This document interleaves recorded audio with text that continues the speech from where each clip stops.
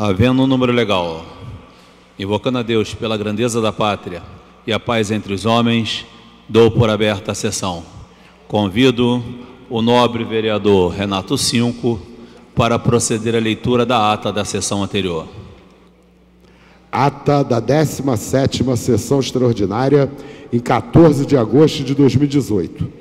Presidência dos senhores vereadores Jorge Felipe, presidente, e Cláudio Castro, segundo secretário.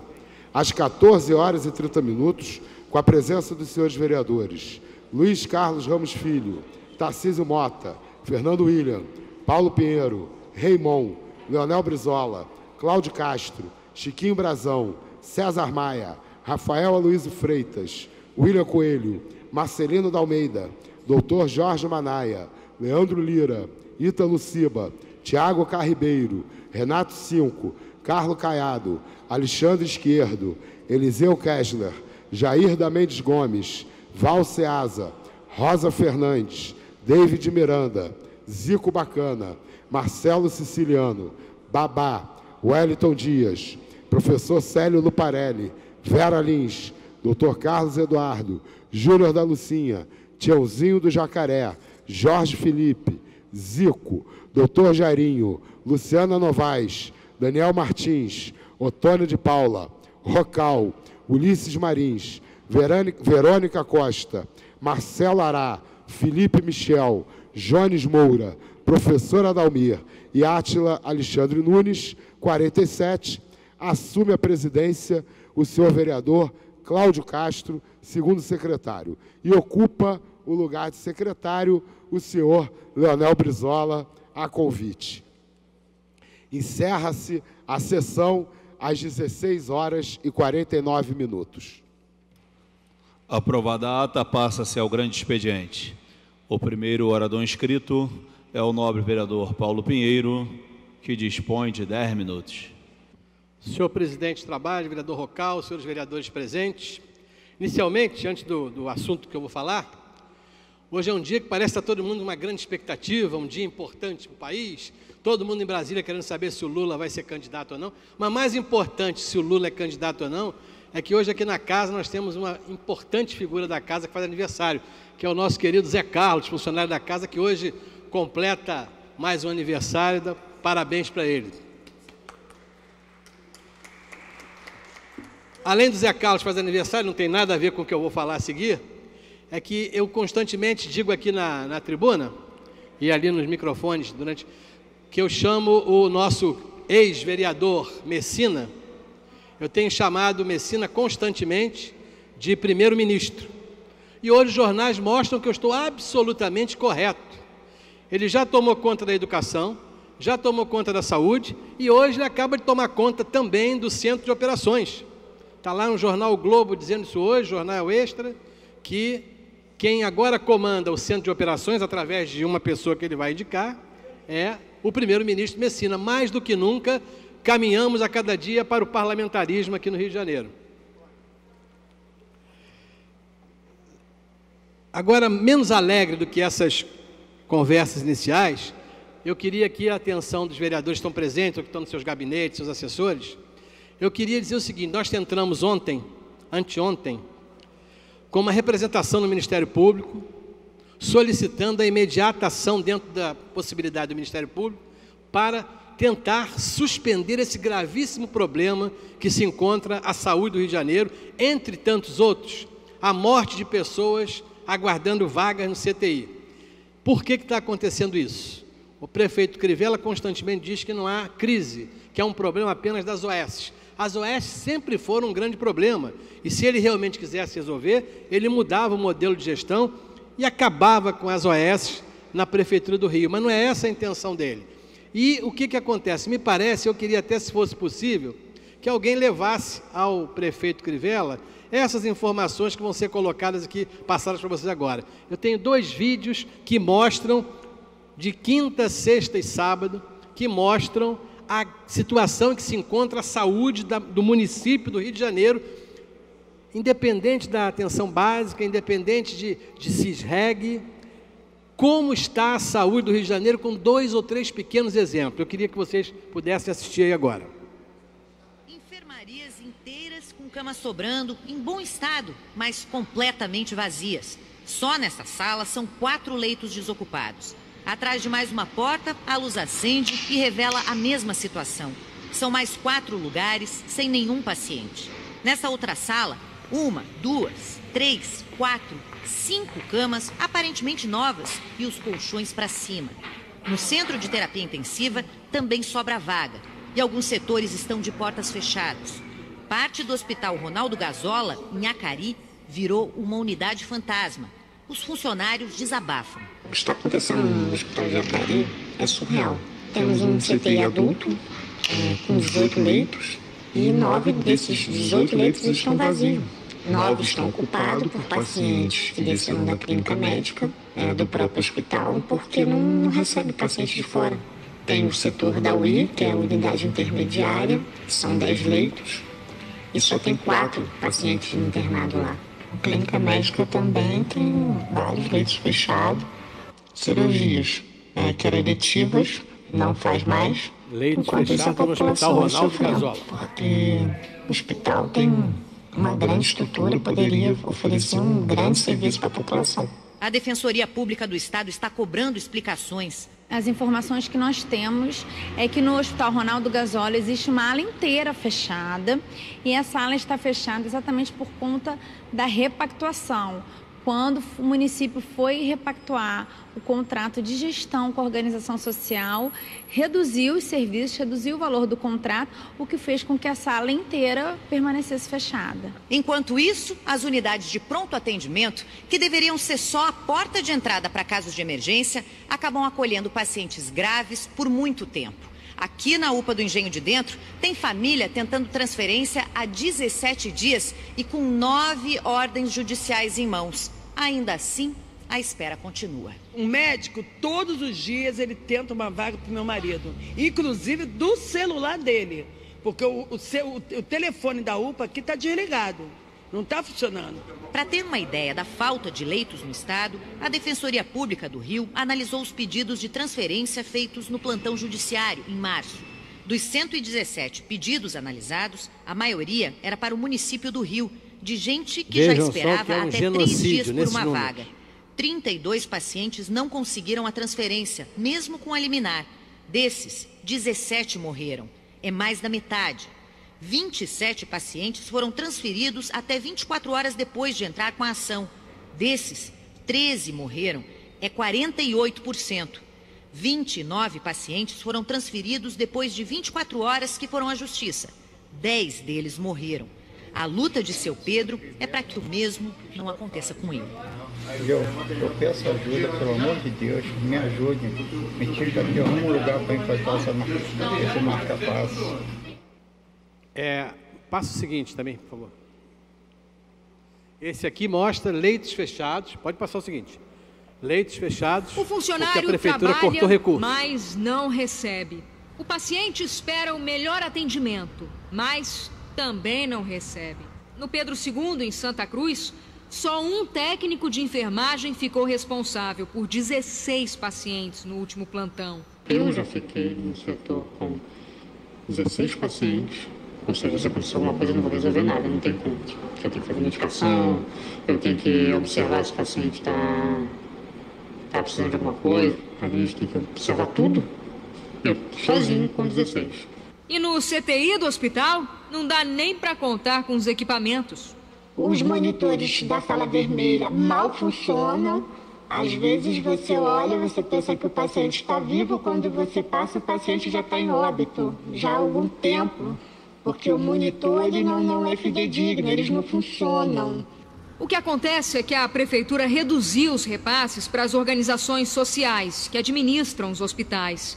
E por causa disso, os funcionários de 10 unidades municipais de saúde estão com salários atrasados. Nos hospitais Ronaldo Gazola, Pedro II e Evandro Freire e nas coordenações de emergência regionais do Leblon, do Centro e da Ilha. E tem ainda mais 4 UPAs, Engenho de Dentro, Costa Barros, Vila Kennedy e Madureira.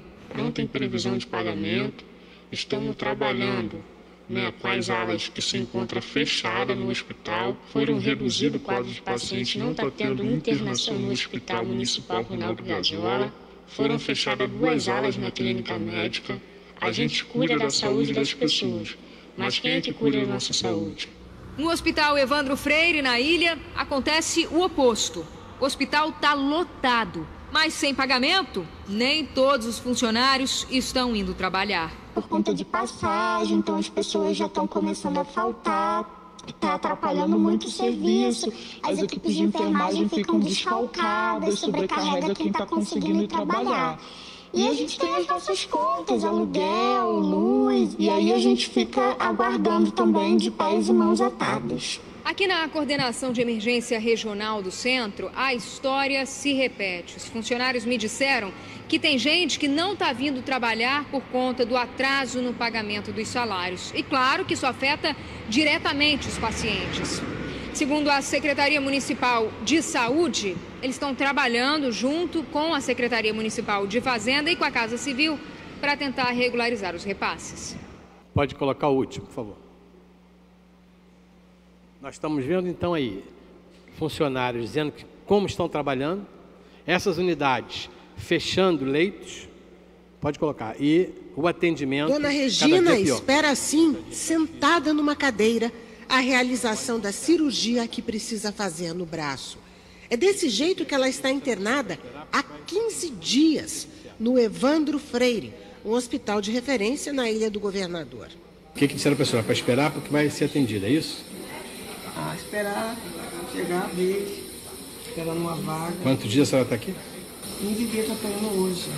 De noite como é que dorme aqui? Como se eu estou vendo, né? Sim mesmo. Esse sofá, sentada.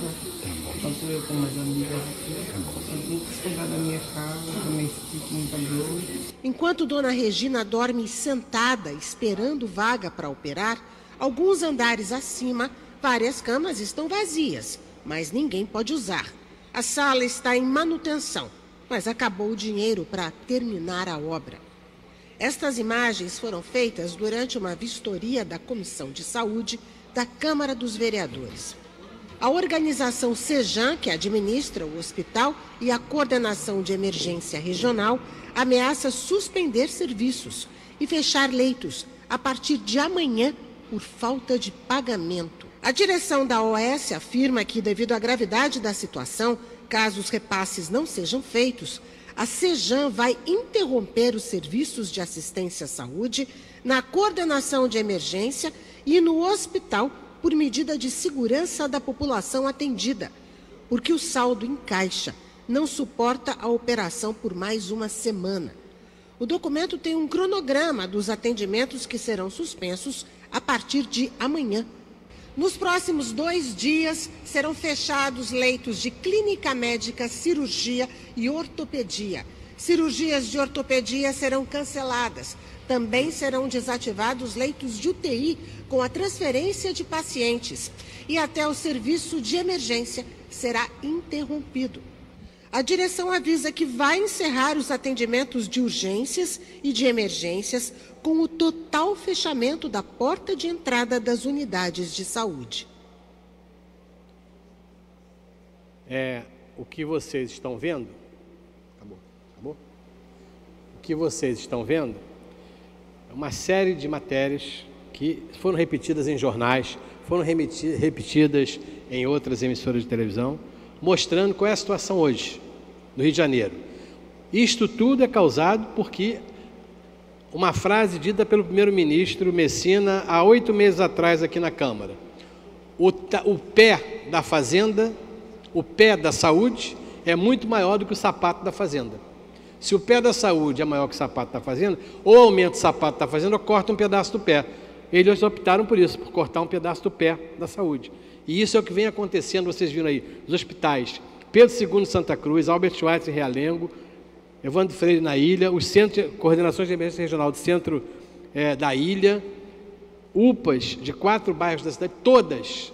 Além, estamos falando das unidades de gestão terceirizada, porque na administração direta continua a mesma coisa. É necessário que se entenda que está se cometendo, e agora não tem mais dúvida disso, o trabalho da Defensoria Pública mostra que está se cometendo um genocídio no Rio de Janeiro. Segundo diz a nota da Defensoria Pública, 3 pessoas por dia morrem com um papel lhe dando um mandado de segurança garantindo a vaga. São 80 mortes no mês passado, só de vagas para o CTI. E nesse mesmo momento, para a gente entender em que lugar nós podemos atuar para tentar diminuir isso. Nesse mesmo momento em que essas pessoas morrem porque não tem CTI, nesse momento que as salas vermelhas dos hospitais estão todas cheias, nós sabemos que 41 leitos de hospitais da Prefeitura estão bloqueados, como é o caso do Pedro II, do Albert Schweitzer e do Hospital de Acari, por falta de recursos. A OS tem um contrato que manda funcionar daquela maneira e não cumpre. É diante disso que nós temos que tomar alguma providência. Já que não se resolve nem com a Defensoria, nem com a Câmara dos Vereadores, a gente não consegue fazer com que o governo entenda que ele é o responsável pelos homicídios. Ele é o responsável por isso. Se a culpa do Eduardo Paz que deixou, o responsável nesse momento é a Prefeitura do Rio de Janeiro. Ela é responsável por isso. Por que ela imediatamente, se tem gordura, corte a gordura das OS, suspenda o contrato dessas empresas que não estão cumprindo o que tem que ser feito, assuma a direção dessas unidades, desbloqueie esses 41 leitos? É uma questão apenas de se fazer isso. Se está faltando dinheiro, por que hoje foi remanejado? Ontem remanejaram mais de R$1 milhão para terminar a Transbrasil.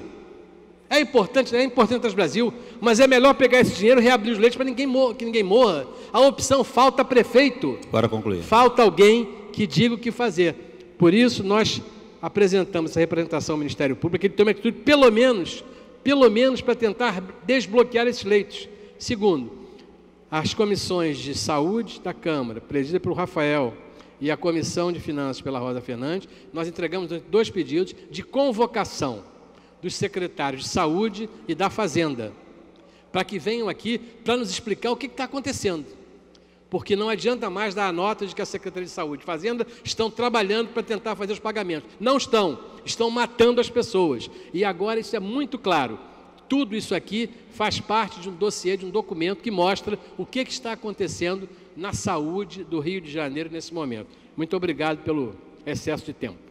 O próximo orador inscrito é o nobre vereador Tony de Paula, que dispõe de 10 minutos.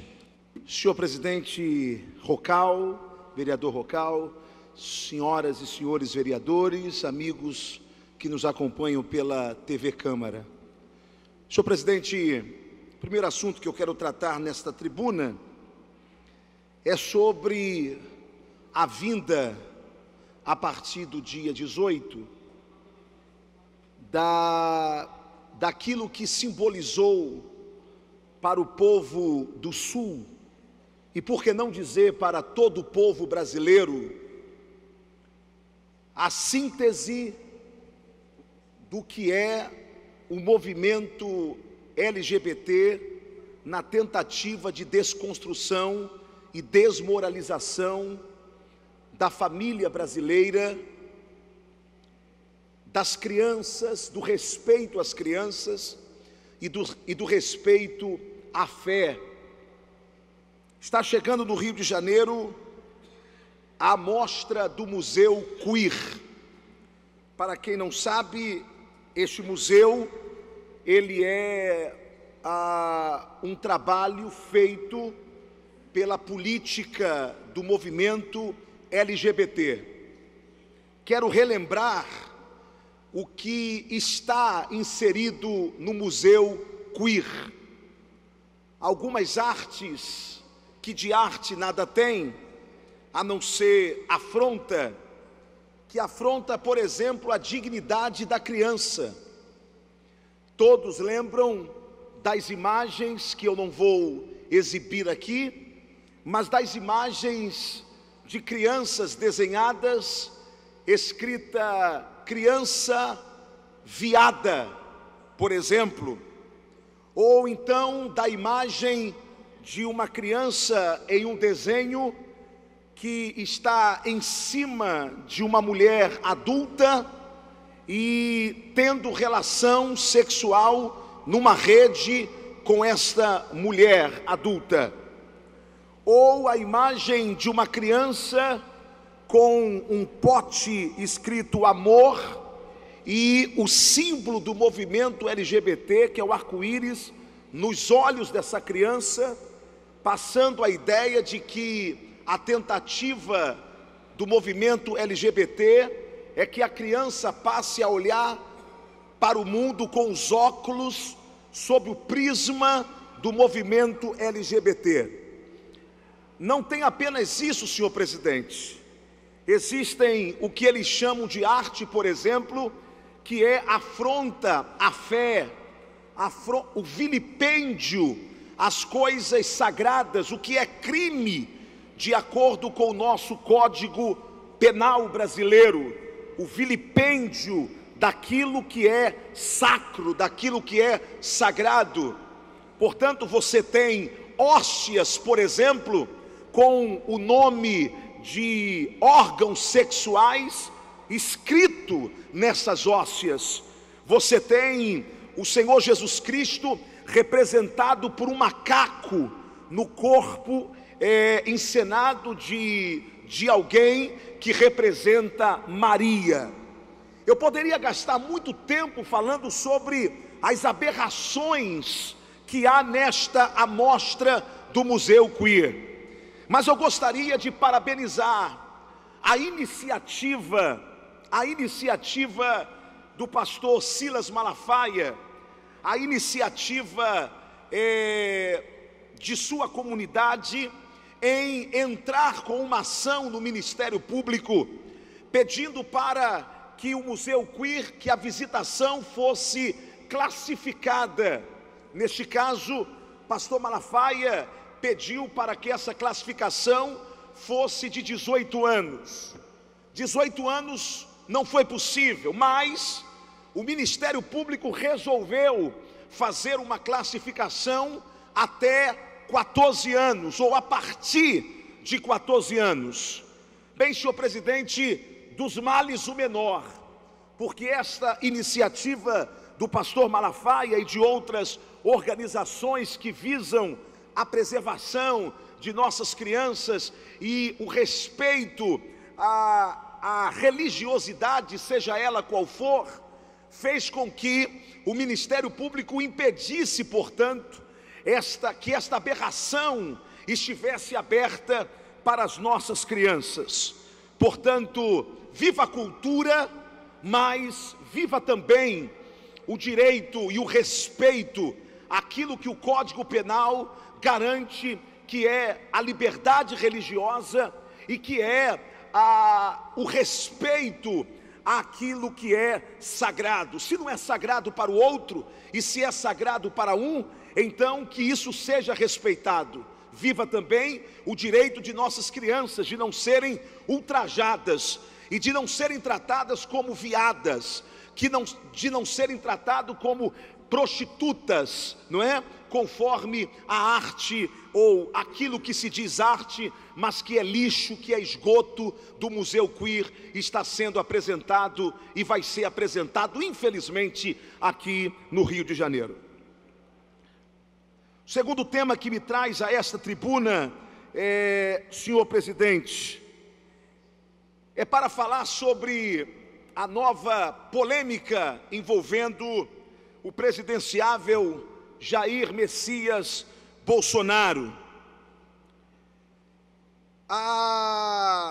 Agora, a Folha de São Paulo denuncia que a Val, funcionária do gabinete de Bolsonaro, realmente, segundo a Folha, é uma funcionária fantasma, porque ela foi pega vendendo açaí na banca que a sua irmã é proprietária de uma banca de açaí.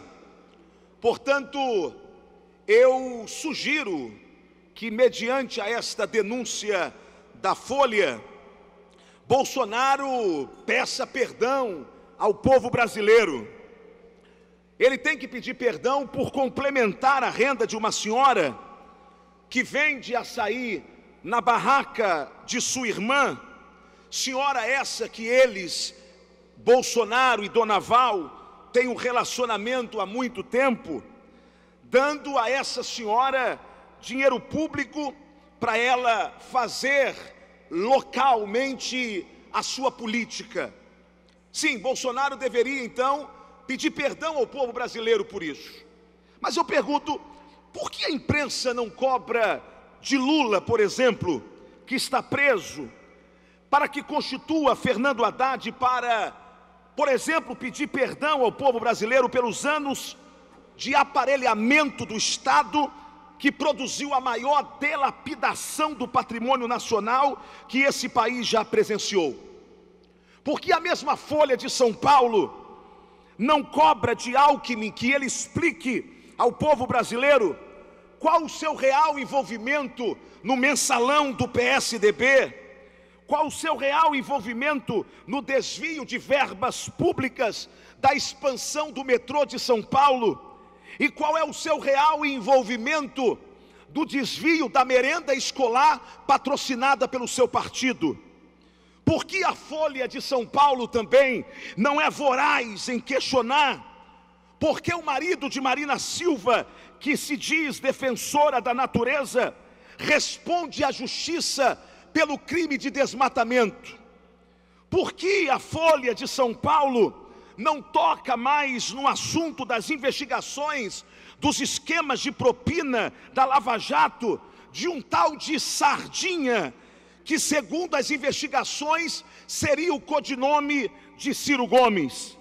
Mas não, senhor presidente, a culpa pela quebradeira do Brasil é da Dona Val, a quem a imprensa continua chamando de funcionária fantasma de Bolsonaro. Agora deixemos o povo julgar. Bolsonaro nunca foi candidato à perfeição, nem à santidade, mas se apresenta assim como honesto, porque ele é. Agora, será que a Folha não sabe que todo deputado tem liberdade de ter assessores em suas bases e que um assessor parlamentar não é obrigado a sair do seu trabalho e que pode ter um trabalho paralelo para a sua complementação de renda? Será que a Folha não sabe disso, senhor presidente? É claro que sabe, mas age com maldade. Que Deus sustente Dona Val, agora sem aquele pequeno e pouco dinheiro que recebia e que complementava sua renda, e que a Folha resolveu transformar no grande esquema de desvio do dinheiro público promovido por Bolsonaro. Aliás, ontem a empresária Letícia Catel flagrou, está nas mídias, a repórter da Record que entrevistou o Bolsonaro, escrevendo: nós precisamos sobreviver a Bolsonaro. Acabou a entrevista, ela tecla: nós precisamos sobreviver a Bolsonaro. Na verdade, é Bolsonaro que precisa sobreviver a essa imprensa esquerdista, a esta imprensa que não tem compromisso com a verdade, mas compromisso com a manipulação da opinião pública. Muito obrigado, senhor presidente. O próximo orador inscrito é o nobre vereador Renato Cinco, que dispõe de 10 minutos.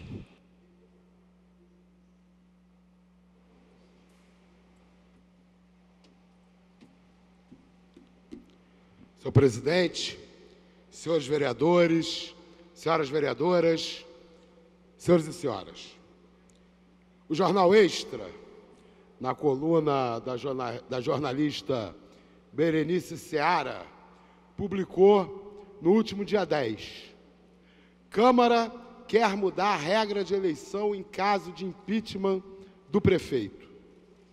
A Câmara do Rio prepara uma emenda à lei orgânica do município para, na hipótese do impeachment do prefeito Marcelo Crivella ser aprovado a partir do ano que vem, a escolha do substituto ser feita por eleição indireta, traduzindo pelos próprios vereadores.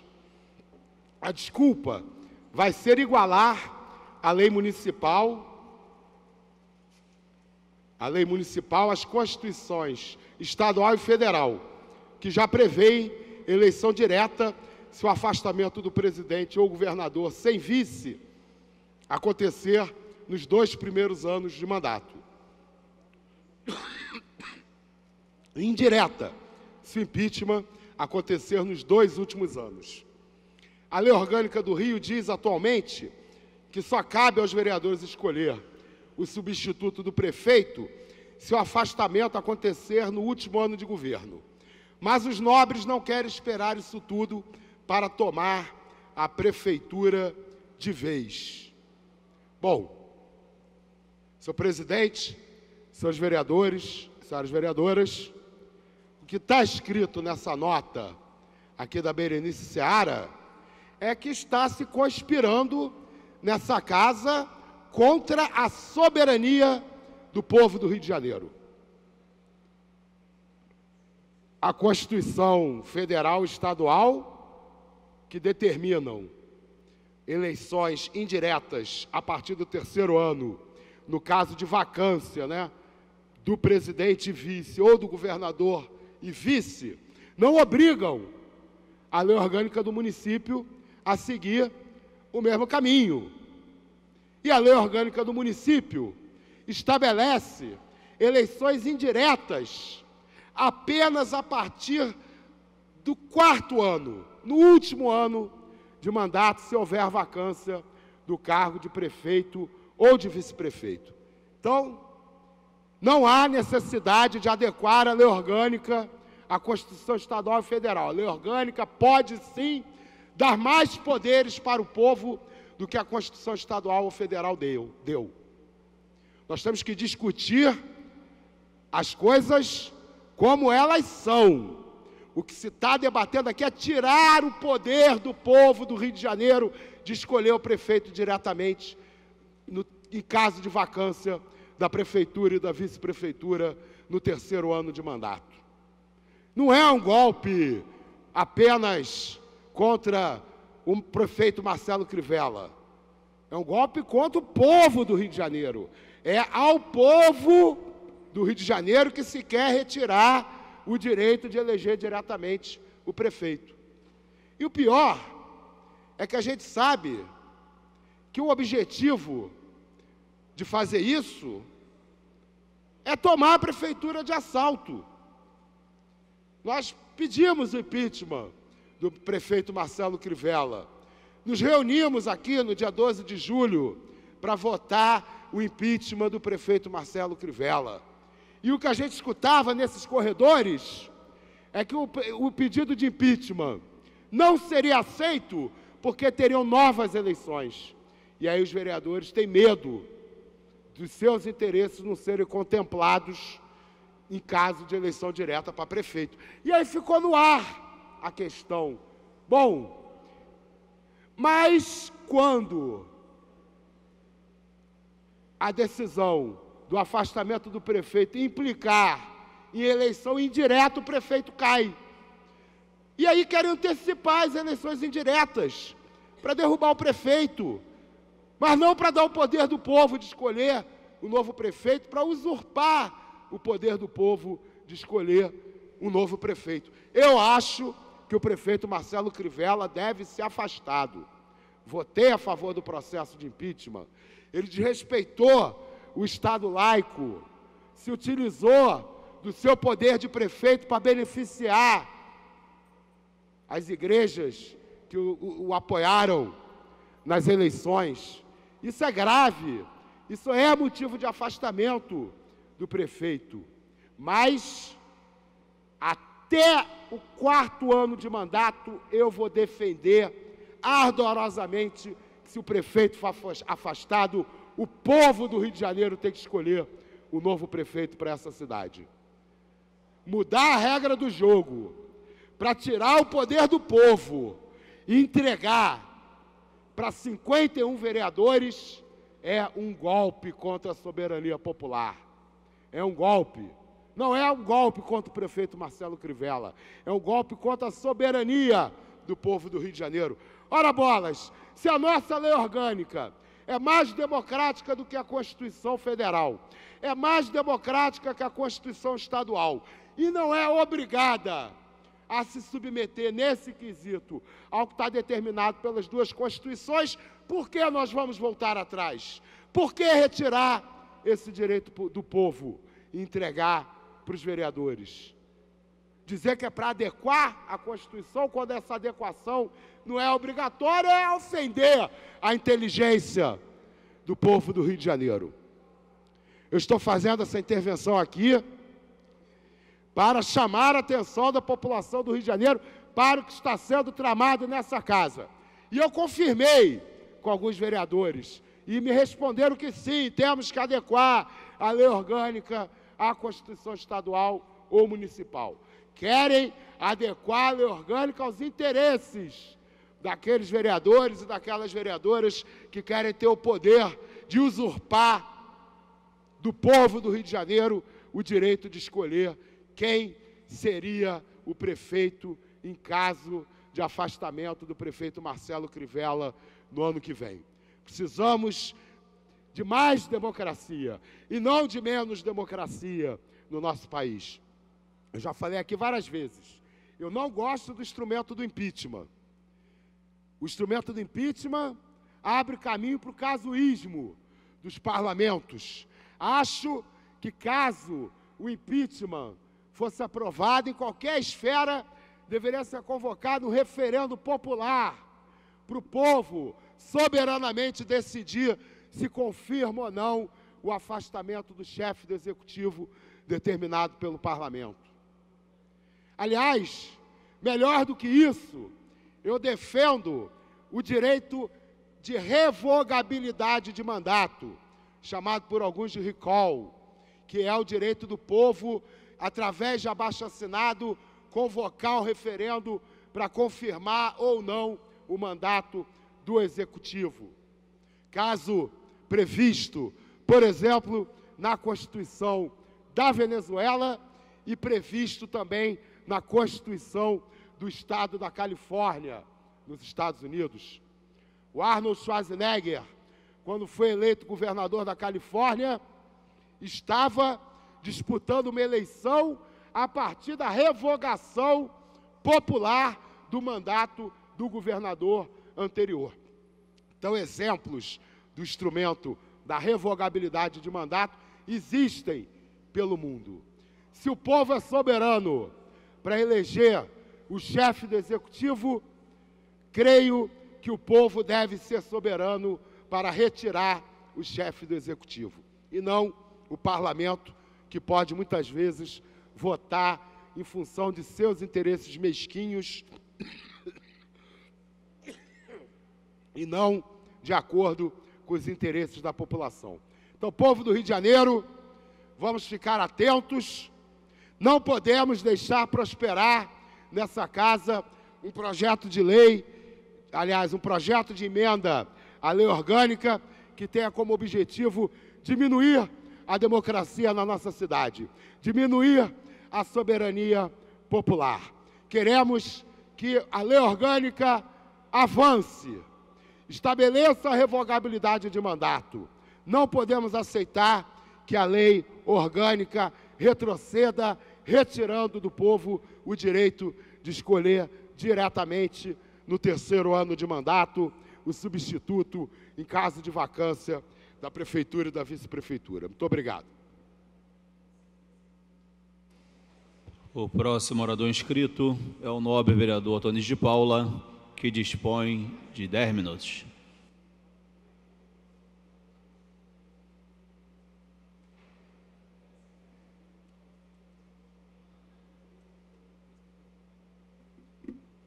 Senhor presidente, volta e meia eu sou acusado por alguns vereadores aqui nesta casa e por algumas pessoas de ser um político intransigente. Já fui chamado de ultradireita e de ser alguém que usa o seu mandato para defender pautas morais, para defender valores. Como se defender pautas morais, como se defender valores, como valor à vida, como valor da família, como valor do direito da criança, de ser tratada como criança e não ser erotizada, por exemplo, com os temas mais variados que só tem por finalidade produzir uma mentalidade precoce na vida desta criança, de uma forma de doutrinação. Bem, mas por que eu me envergonharia de ser um político cuja pauta são os temas morais e são os valores? Nós temos políticos aqui nesta casa e nas mais variadas casas de leis que defendem várias pautas, por exemplo, que defendem a causa animal, que defendem até o uso da maconha. Esses políticos, eles são representantes da sociedade plural. Cada um faz do seu mandato o que quer fazer e defende o que quer defender, de acordo com o eleitorado que lhe pôs dentro desta ou de qualquer outra casa. Agora, eu vou me envergonhar de defender pautas morais e da vida? Por exemplo, você acha que eu vou sentir alguma vergonha em defender a vida intrauterina? Que eu terei vergonha de ser contra o aborto? Aliás, eu teria vergonha se eu defendesse o assassinato de crianças ainda no ventre de sua mãe. Aí sim eu teria vergonha, porque quem defende o aborto não foi abortado, porque se tivesse sido abortado, não estaria hoje defendendo o aborto. Querem abortar mais para quê? Eu estou perguntando, senhor presidente. Querem abortar mais para quê? Se no Brasil, casos de estupro, o feto sem plena formação cerebral e risco de vida à mãe já são contemplados pela lei, e o aborto nesses casos não é crime. Querem abortar mais em que casos? Digam para mim, em que casos? No caso da sacanagem? É isso? Em caso da menina ter transado com 3 caras na última festinha e não saber depois quem é o pai da criança? Querem abortar em que caso? No caso de defender o direito do corpo da mãe de não ter estria, porque ela é muito novinha, e de não ter celulite, porque aquela criança vai estragar o corpo daquela modelo, é isso? Em que caso querem mais defender a morte de criança? Para aquela mãe que o namoro não deu certo, e o namorado vazou e deixou ela grávida? É para esses casos que querem defender o aborto? É para esses casos que não querem deixar o Congresso Nacional, que é o poder legislativo, tratar dessa pauta, tratar desse tema? Então, jogam esta pauta para o STF fazer usurpação de poder? Eu estou perguntando, eu vou me envergonhar? Eu vou me envergonhar de vir aqui nessa tribuna denunciar livros do MEC que estão sendo oferecidos para as nossas crianças, uma verdadeira doutrinação de como ser homossexual? Cada um faz da sua vida o que quiser. O homossexual merece o meu respeito. Agora, doutrinação não. Eu já trouxe o livro aqui, vou trazê-lo amanhã. Quer dizer que eu defender isso, eu tenho que me envergonhar? O fato de eu defender uma escola sem partido, uma escola que só trate daquilo que interessa à criança, que é a educação. Quer dizer que se eu defendo que o professor em sala de aula tem que se ater à matéria que lhe cabe, a matéria que lhe cabe, porque o que nós estamos vendo hoje é uma farra. E quem milita na área da educação nesse país sabe o aparelhamento da esquerda na educação. É uma vergonha. É uma vergonha. Tem professor que não é professor, é militante. Já não está dando nem mais aula. A conversa agora é Lula livre. A conversa agora é Bolsonaro é um monstro, é um fascista. Me chamem de mentiroso. Todo mundo sabe disso. Eu vou ter vergonha de defender uma escola que eu vi, que eu participei. Uma escola que a gente chegava, cantava o hino nacional brasileiro, respeitava o coordenador, o vigia da escola, o supervisor tinha moral, professor não apanhava na cara,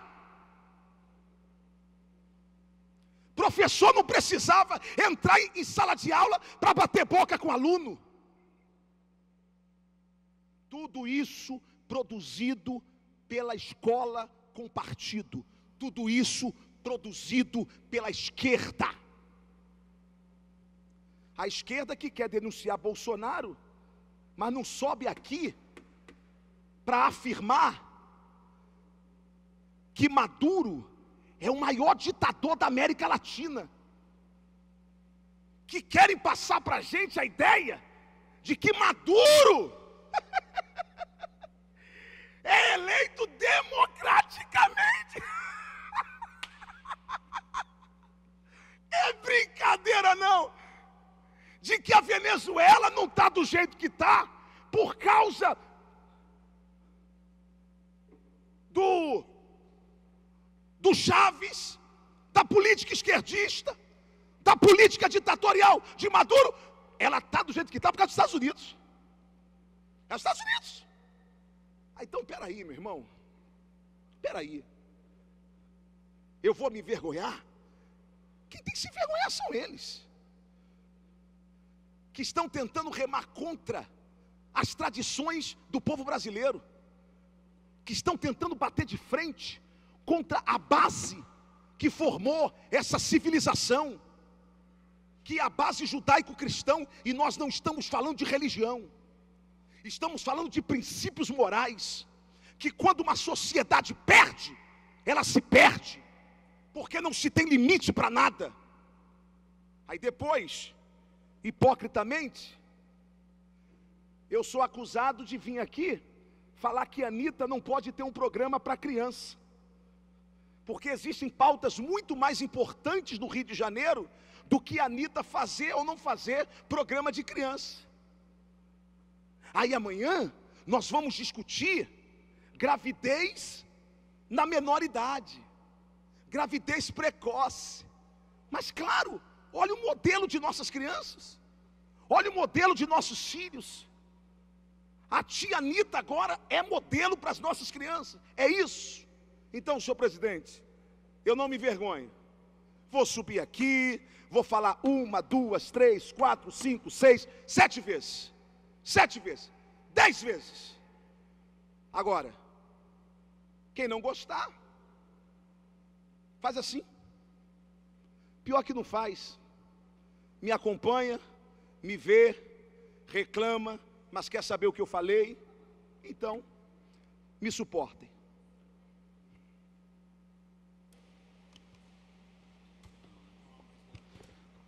Não havendo mais orador inscrito, a presidência franqueia a palavra.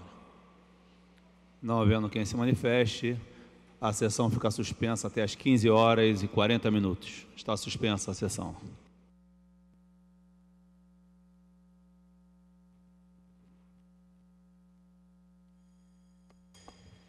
Está reaberta a sessão. Terminada a primeira parte do grande expediente, passa-se a segunda parte. Não há orador inscrito. A presidência franqueia a palavra. Com a palavra franqueada, o nobre vereador Deide Miranda, que dispõe de 20 minutos. Boa tarde. Você queria falar? Boa tarde a todos e todas. Tem tempo que a gente não utiliza isso aqui, a não ser para brigar. Aí, vou subir hoje aqui para poder falar sobre um assunto complicado, né? É sobre a casa. Hoje eu vi no jornal Extra um artigo falando sobre a casa agora. Todo jornalista que entrar aqui tem que responder um questionário lá na frente, na portaria, e depois ser acompanhado por o pessoal da equipe da TV Câmara até o gabinete.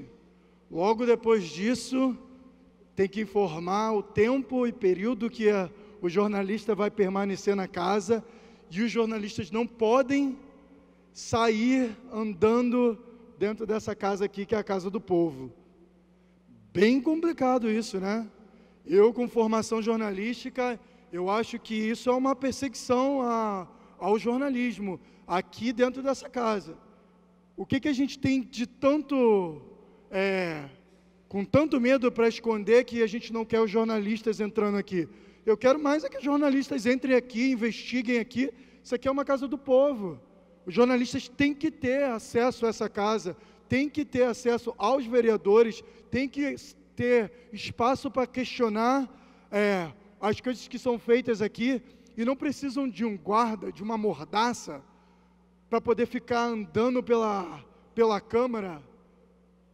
É um absurdo uma portaria dessa ser baixada aqui na Câmara. É um absurdo. Já vi vários jornalistas se manifestando hoje sobre essa situação. Eu mesmo sofri em 2013 com uma lei antiterrorismo que pode ser muito similar a essa.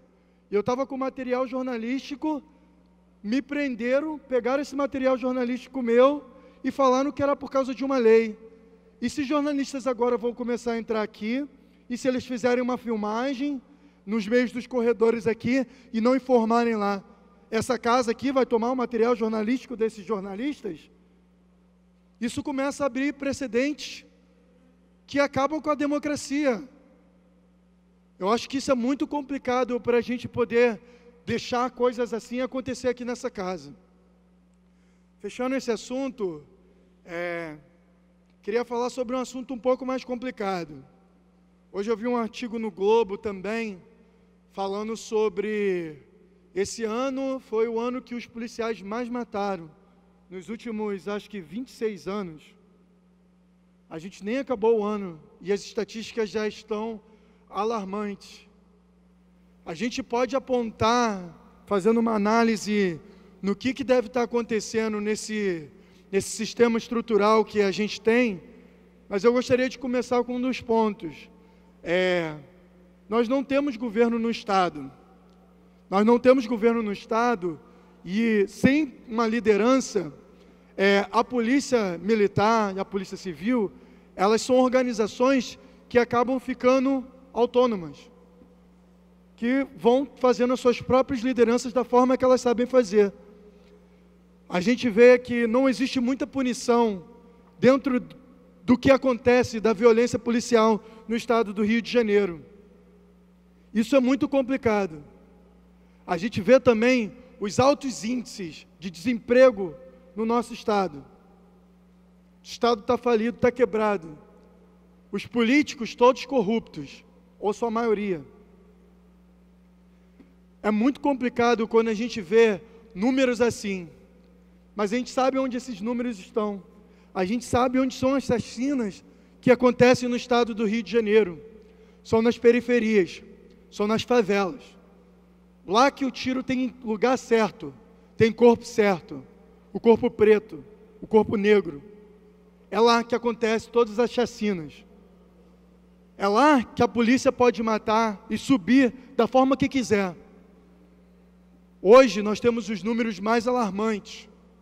Nós precisamos parar e entender como a segurança pública precisa ser tomada num passo daqui para os próximos 4 anos. Amanhã tem debate de governo do Estado. Amanhã a gente vai poder pensar e parar e ver, porque semana passada foi um caos. O debate presidencial, a única coisa que saiu dali foi uma coisa mais cômica, ver o Daciolo sendo o maior meme da internet. No momento que a gente passa por a nossa maior crise política e econômica, a sociedade civil e política também, porque eu vi vários quadros políticos se movimentando e botando só memes, quando a gente não vê propostas. O Brasil segue num clima de carnaval.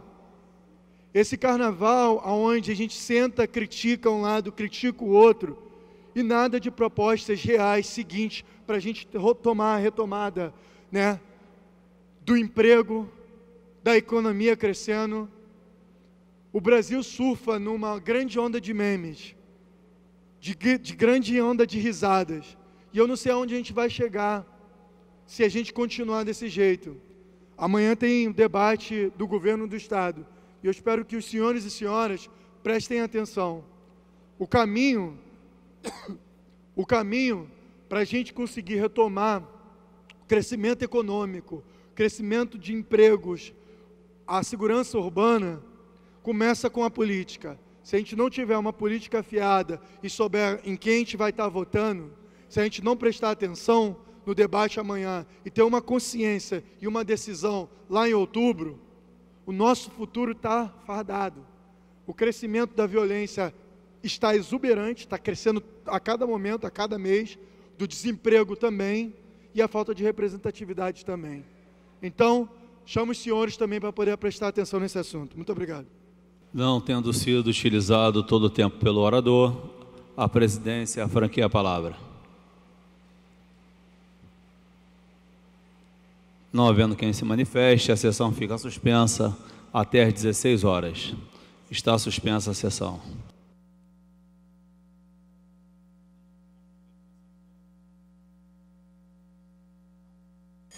Está reaberta a sessão. Esgotado o tempo destinado ao grande expediente, passa-se ao prolongamento. A mesa dará ciência das proposições recebidas. Solicito a Vossa Excelência, do gabinete do vereador Fernando William, solicito a Vossa Excelência as providências necessárias à criação da Frente Parlamentar em defesa da autonomia financeira, política e administrativa do Rio de Janeiro. O objetivo da criação dessa frente parlamentar é a garantia da tríplice autonomia, política, administrativa e financeira, e favorecer os debates em torno dela. Nesse sentido, diante da iminente reforma tributária que afetará diretamente as finanças dos entes federados, municípios, baseada no fim de diversos impostos, especialmente o ISS, é que precisamos trazer para debates técnicos e especialistas que possam nos ajudar a formatar propostas a serem encaminhadas à Prefeitura, ao Estado e, fundamentalmente, aos parlamentares federais que são responsáveis por essa implantação da reforma. Sendo assim, requeremos a instalação dessa frente parlamentar. Os senhores vereadores que aprovam, nessa comissão, aprovado. Do senhor vereador Tony de Paula Júnior, requer a mesa diretora, na forma regimental, a retirada da ordem do dia semanal do projeto de lei número 236 de 2017, que define o programa Ativa a Idade, destinado a estimular a reinserção dos idosos no mercado de trabalho e da outras providências de minha autoria. Senhores vereadores que aprovam, permanecem como estão, aprovado. Do senhor vereador Carlos Caiado, requer a mesa diretora com fulcro no regimento interno da Casa de Leis, a concessão da medalha São Francisco de Assis, terceiro milênio, ao senhor Márcio Otávio Belmonte Silva. Senhores vereadores que aprovam, permanecem como estão, aprovado. De autoria do senhor vereador Tiago Carribeiro, requer a mesa diretora, com fulcro no regimento interno dessa Casa de Leis, a concessão de medalhas de mérito Pedro Ernesto a Tiago de Castro Borges Pompeu. Senhores vereadores que aprovam, permanecem como estão, aprovado.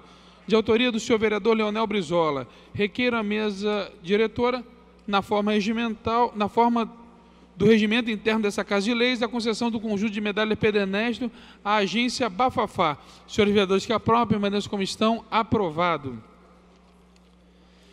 De autoria do senhor vereador Carlos Caiado, requer a mesa diretora com fulcro no regimento interno a concessão do conjunto de medalhas Pedro Ernesto ao pároco Dirceu Rigo. Senhores vereadores que aprovam, permanecem como estão, aprovado.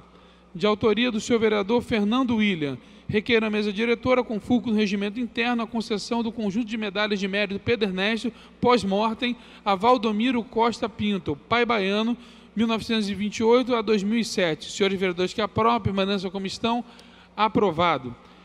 Do senhor vereador dos senhores vereadores Júnior da Lucinha e Marcelo Arar. Requer a mesa diretora, na forma regimental, a concessão do conjunto de medalhas de mérito Pedro Ernesto a Joel Jorge Correia do Espírito Santo, eminente grão-mestre adjunto da grande loja maçônica do Estado do Rio de Janeiro. Senhores vereadores que aprovam, permaneçam como estão. Aprovado. De autoria do senhor vereador Marcelo Arar. Requer a mesa diretora, na forma regimental, a concessão do conjunto de medalhas Pedro Ernesto a Nelson Lopes Ribeiro, sereníssimo grão-mestre da loja maçônica do Estado do Rio de Janeiro. Senhores vereadores que aprovam, permaneçam como estão. Aprovado. Com a palavra, esgotada a matéria do prolongamento, passa-se ao grande expediente. Passa a ordem do dia, perdão. Com a palavra pela ordem, nobre vereador César Maia. Me perdoa, por favor. Muito obrigado. Na forma de comunicação de liderança. Comunicação de liderança, nobre vereador César Maia. É um texto que o ex-blog publicou no dia 13 de agosto, chamado Ainda sobre o debate presidencial na Band. Pediria a Vossa Excelência autorização para dar publicidade no Diário Oficial. Está autorizado. Com a palavra pela ordem, o nobre vereador David Miranda. Só depois? Então, retirado.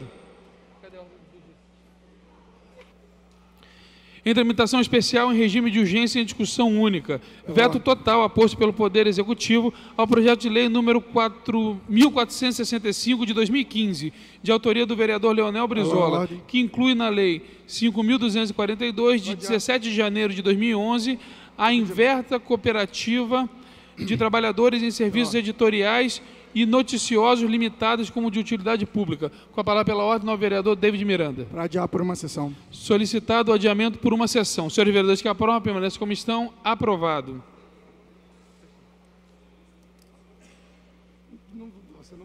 Em tramitação especial, em regime de urgência, em discussão única.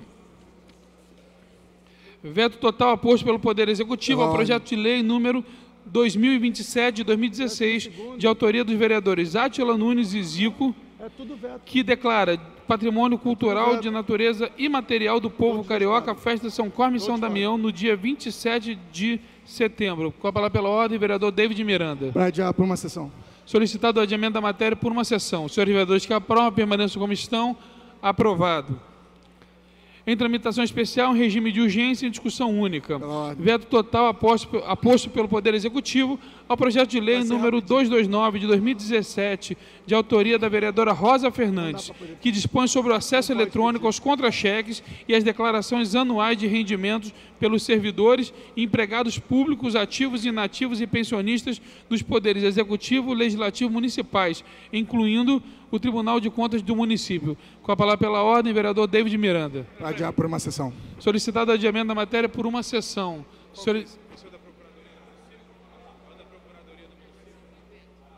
Não é veto? Senhores vereadores que aprovam, permaneçam como estão.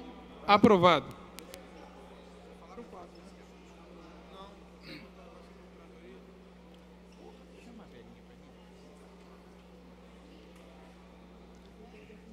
Em tramitação especial em regime de urgência em discussão única. Veto total aposto pelo Poder Executivo ao projeto de lei 297 de 2017, autoria do vereador Chiquinho Brazão, que determina a instalação de câmeras de monitoramento para registro de imagens em todas as creches nas áreas nesta lei especificadas. Em discussão, pela ordem, o vereador David Miranda. Adiar por uma sessão. Proposto adiamento da discussão por uma sessão. Senhores vereadores que aprovam, permaneçam como estão. Aprovado. Em tramitação especial em regime de urgência em discussão única, veto total posto pelo Poder Executivo ao projeto de lei 405 de 2017, de autoria do vereador Raimon, que dá o nome de Hamilton Leão de Oliveira ao espaço do voleibol na Praça Sérgio Apolinário, localizado entre as ruas Júlio Rosa e José Vilela, no bairro Bangu. Em discussão. Pela ordem. Pela ordem, o vereador David Vou pular Miranda. todos os vetos, Thiago. Vou pular todos os vetos. Para adiar por uma sessão. Proposto de adiamento por uma sessão. Senhores vereadores que aprovam, permaneçam como estão. Aprovado. Passa-se a matéria seguinte. Em tramitação especial em regime de urgência e discussão única, veto total oposto pelo Poder Executivo ao projeto de lei 425/2017, de autoria do vereador Renato Cinco, Presidente, pela ordem, presidente. que reconhece como de interesse público, social e ecológico para o município do Rio de Janeiro a Feira de Trocas e Sustentabilidade Desapegue-se. Em discussão. Pela ordem, a vereadora Rosa Fernandes. Senhor presidente, a gente já tem discutido ao longo do tempo que as oportunidades de aprovação de projetos já têm sido extremamente complicadas. Agora também essa prática vai partir para veto? Adiar veto dos companheiros, porque o meu veto tem que chegar logo em seguida para ser votado? Tudo tem limite. Tenha paciência, porque isso já virou um absurdo dentro dessa casa. Então, se vota projeto, só se escolhe os projetos que querem votar, agora os vetos também vão seguir a mesma linha? Pela ordem, presidente. Pela ordem, presidente. Pela ordem, vereador Doutor Jarim. Presidente, queria pedir verificação de quórum. Solicitada a verificação de quórum. Vou proceder à verificação, hein? Primeira bancada. 1, 2, 3, 4, 5, 6, 7 senhores vereadores. Segunda bancada.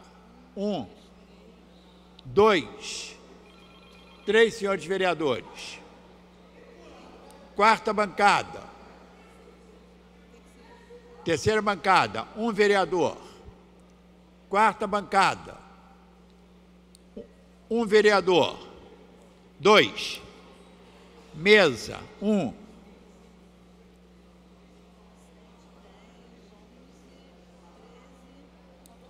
(14 senhores vereadores). Não há quórum para deliberar, tampouco para prosseguimento dos trabalhos. A presidência, antes de encerrar a presente sessão, convoca a sessão ordinária para amanhã às 14 horas. Está encerrada a sessão.